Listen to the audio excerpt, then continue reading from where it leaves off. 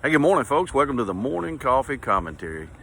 Man, I come out here early in the morning, read the Word of God, check on my garden and my pond, and hear the birds chirping in the background. Some crows were getting after it a minute ago, and I'm just always overwhelmed by the glory of God. And the sun came up today, and as my dad would say, I woke up not dead once again.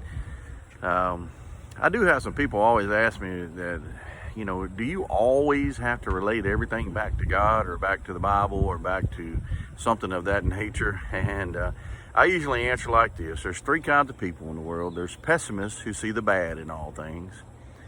And that's probably not a real fun life to live, to be quite honest with you. There's the optimist who sees the good in all things.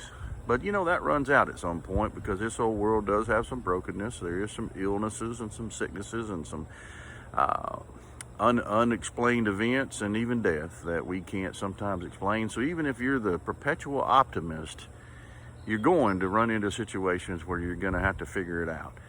And then last but not least, I think of a term called the Godimist.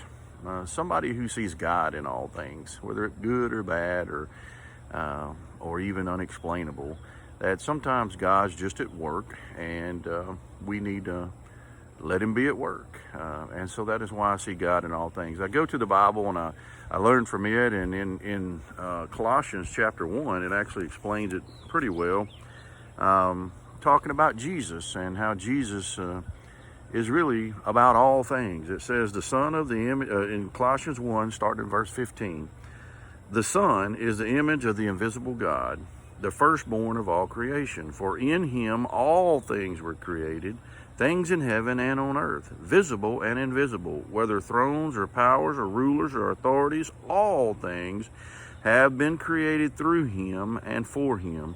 For he is before all things, and he is in all things, and he holds all things together. Be a Godimist. World sure could use a little good news today.